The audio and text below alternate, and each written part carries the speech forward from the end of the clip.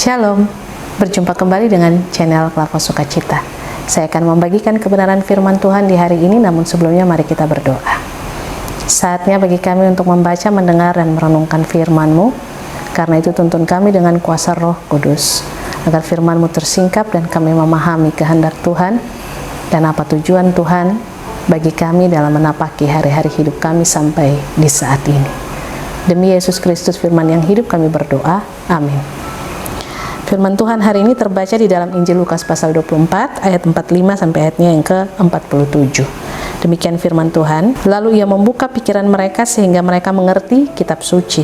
Katanya kepada mereka, ada tertulis demikian, Mesias harus menderita dan bangkit dari antara orang mati pada hari yang ketiga. Dan lagi, dalam namanya berita tentang pertobatan dan pengampunan dosa harus disampaikan kepada segala bangsa, mulai dari Yerusalem.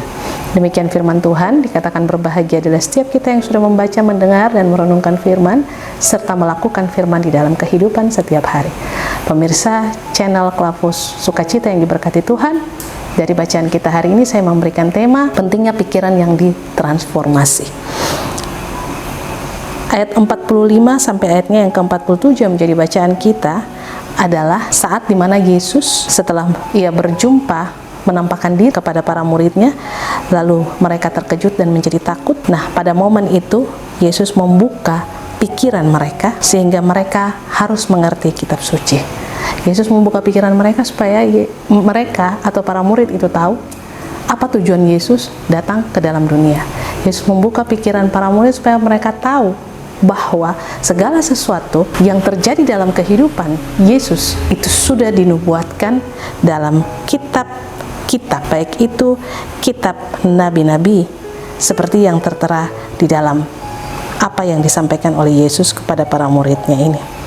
Dan lagi, untuk supaya murid-murid dapat mengenal Yesus, maka mereka harus diberitahukan, mereka harus disampaikan tentang maksud dari kedatangannya itu yang didasari oleh kitab suci, sehingga segala sesuatu yang terjadi dalam karya Allah bagi dunia untuk keselamatan manusia itu semua sudah dirancangkan Allah, dan itu semua sudah tertulis di dalam kitab. Pemirsa channel Klavos Sukacita yang diberkati Tuhan, tema kita saya ingatkan kembali adalah pentingnya pikiran yang ditransformasi.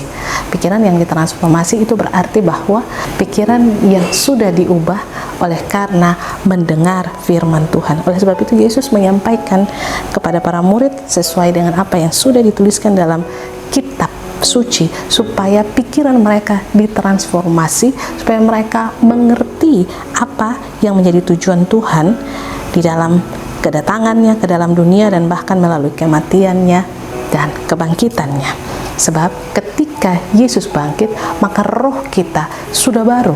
Dia sudah memberikan rohnya itu di dalam kehidupan kita. Kita sudah mati karena dosa kita, kedagingan kita sudah mati, dan roh kita pun kemudian diperbaharui dengan roh Kristus yang kemudian memberikan kepada kita sukacita dan semangat untuk tetap terus ada dalam tanggung jawab yang Dia karyakan dalam kehidupan ini bagi kita. Tetapi untuk apa yang menjadi rancangan Allah dalam kehidupan ini bagi kita, maka pikiran kita harus ditransformasi supaya pikiran kita selaras dengan roh yang baru yang sudah diberikan Kristus melalui kebangkitannya dalam kehidupan kita. Nah, pemirsa channel Klavos Sukacita yang diberkati oleh Tuhan, saya mau mengingatkan satu bagian firman Tuhan di hari ini bagi kita di dalam kitab Yakobus pasal 1 ayatnya yang ke-21. Terimalah dengan lemah lembut firman yang tertanam di dalam hatimu yang berkuasa menyelamatkan jiwamu. Yakobus pasal 1 ayat 21 ini mengingatkan kepada kita bahwa supaya pikiran kita dapat ditransformasi, maka kita harus mendengar firman Tuhan. Sebab dengan mendengar firman Tuhan, maka itulah yang dapat menyelamatkan jiwa. Jiwa itu pikiran kita, jiwa itu memori kita, jiwa itu keinginan dan segala sesuatu yang ada dalam kebimbangan dalam pikiran kita. Itu ditransformasi hanya dengan mendengar firman. Oleh sebab itu, Yesus mentransformasi pikiran para murid dengan cara menyampaikan segala sesuatu sesuai dengan apa isi kitab suci, supaya membuka alam pikir mereka, menghancurkan keraguan mereka, menghancurkan ketakutan mereka, dan memberikan kepada mereka sebuah keyakinan sesuai dengan roh mereka yang sudah baru itu, untuk senantiasa percaya akan segala sesuatu yang sudah Allah karyakan bagi manusia dan dunia ini melalui Yesus Kristus. Pemirsa channel Kelapa Sukacita yang diberkati Tuhan, marilah kita juga harus memiliki pikiran yang sudah ditransformasi dengan cara mendengar firman.